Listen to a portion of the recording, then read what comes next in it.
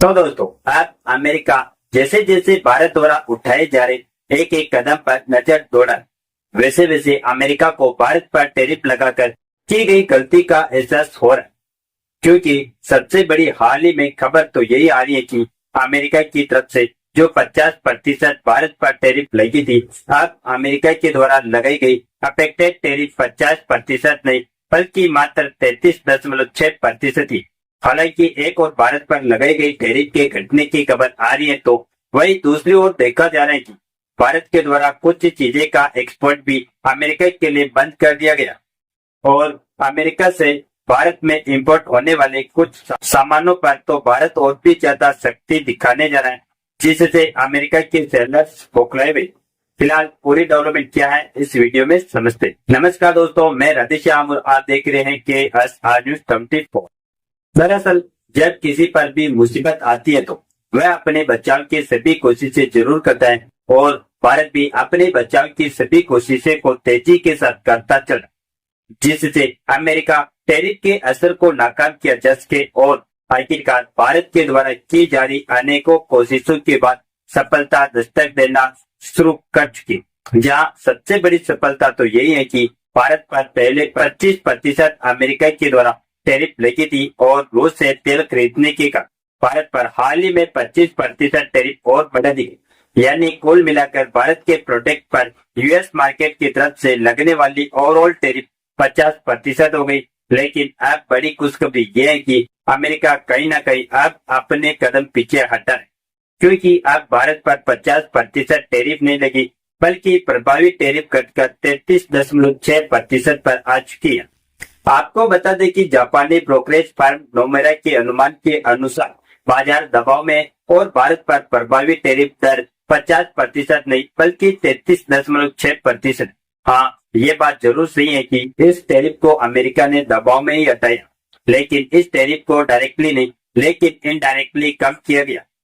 दरअसल अमेरिका ने 50% की टैरिफ अभी भी भारत पर अप्लाई किया है, लेकिन भारत के साथ व्यापारिक रिश्ता टूट न जाए और कई सेक्टर में अमेरिका का खुद काटा न हो।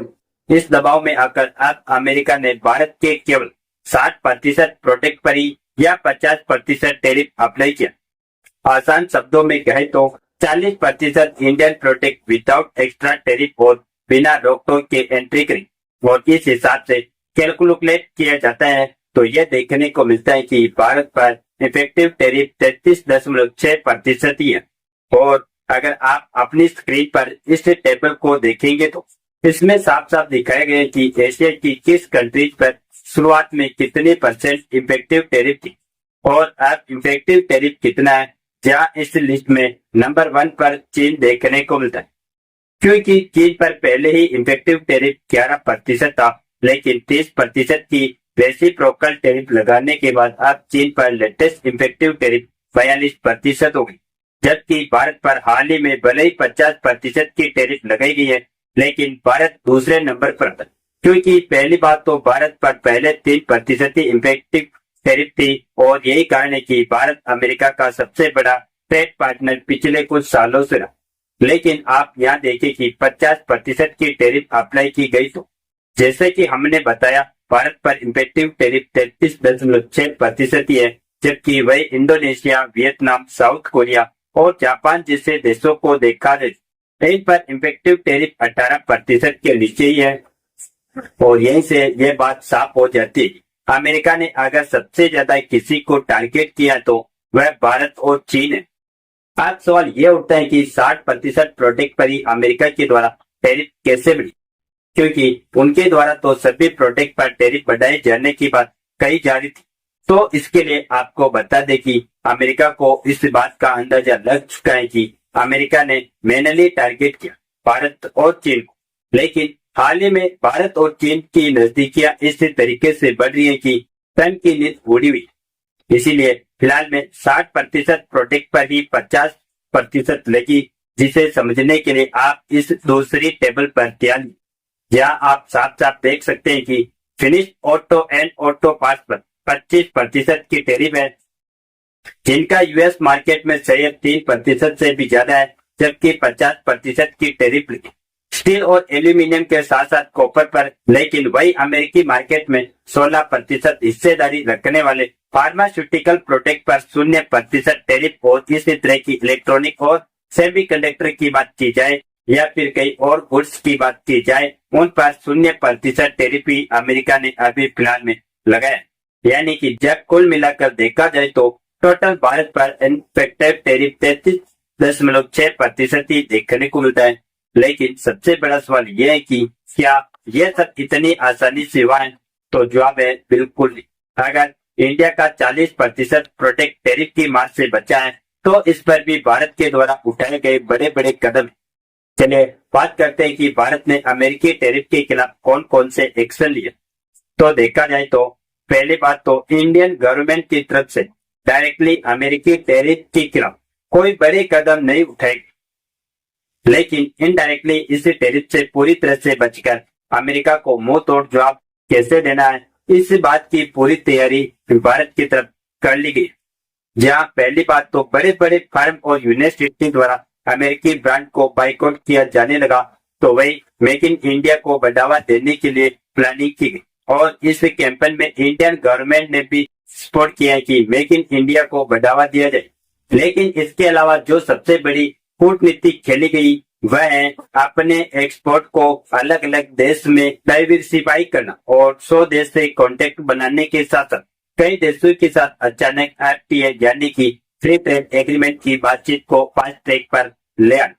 यही नहीं बल्कि जापान और चीन के साथ पीएम मोदी का मीटिंग करना अमेरिका को अंदर तक खिला गया, क्योंकि अमेरिका की टैरिफ पूरी प्लानिंग फेल हो गई और इंडिया, चीन, रूस की तभी काम कर गई।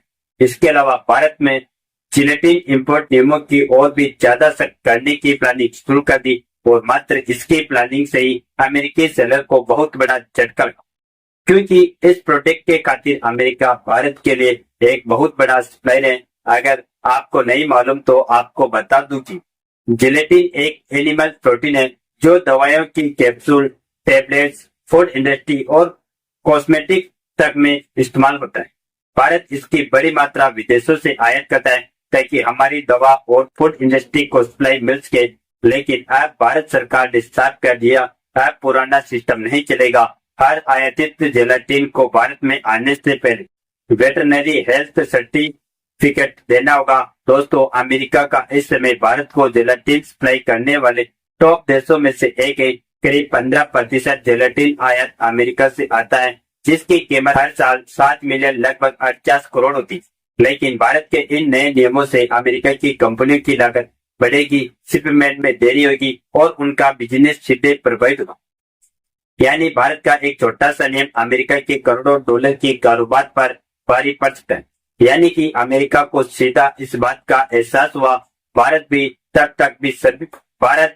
तब तक सभी छूट देता रहेगा जब तक अपना रवैया ठीक रखे, वरना चाहे अमेरिका हो या फिर दुनिया का कोई भी देश हो, भारत अपने नियम सख्त रखेगा। कि आप लोग भारत के द्वारा लिए गए फैसलों को लेकर क्या सोचते हैं, अपनी राय कमेंट में जरूर बताएं और इस वीडियो को एक लाइक करके अपने दोस्तों तक शेयर जरूर करें ताकि उन्हें भी जानकारी मिल सके। इसी तरह और भी नॉलेजेबल वीडियो देखने के लिए हमारे चैनल KSR न्यूज को सब्सक्राइब करके बेल आइकन को ऑल पर जरूर सेलेक्ट करें। जय श्री राम, जय भारत।